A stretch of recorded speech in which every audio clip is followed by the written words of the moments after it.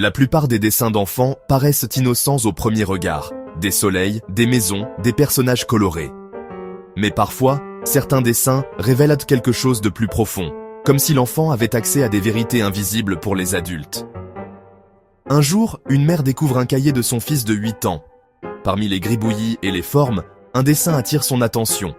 C'est une silhouette humaine, avec 7 cercles parfaitement alignés au centre du corps, chacun colorié avec une teinte différente. Rouge, orange, jaune, vert, bleu, indigo et violet.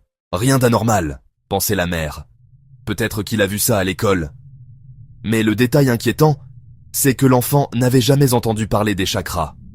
Et dans son entourage, personne ne lui en avait jamais parlé non plus. Quand elle lui demande « Pourquoi as-tu dessiné ces cercles ?» il répond simplement « Parce que c'est comme ça que les gens brillent à l'intérieur. » À partir de là, ses dessins deviennent de plus en plus troublants. Dans un autre, il représente sa grand-mère malade, avec seulement 3 cercles allumés, et les autres assombris. Quelques semaines plus tard, elle tombe gravement malade. Dans un autre dessin, il se représente lui-même avec son chakra de la gorge barré d'un X noir. Quelques jours plus tard, il perd sa voix pendant plusieurs semaines à cause d'une laryngite sévère. Ce qui est encore plus étrange, c'est qu'à chaque fois que l'enfant dessine quelqu'un, les chakras représentés semblent correspondre à leur état réel. Son père stressé avait toujours le chakra du cœur dessiné en gris. Sa petite sœur pleine d'énergie avait un chakra sacré, orange, plus grand que les autres.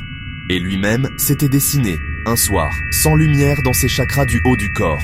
Le lendemain, il dit avoir fait un cauchemar où une ombre l'empêchait de respirer. Les psychologues auxquels la mère a montré ses dessins parlent de simple imagination. Mais certains thérapeutes spirituels sont convaincus que les enfants, avant de perdre leur innocence, perçoivent des réalités énergétiques que nous avons oubliées. Alors, ces dessins sont-ils seulement de la fantaisie enfantine, ou bien une vision inquiétante d'un monde invisible que les enfants voient encore ?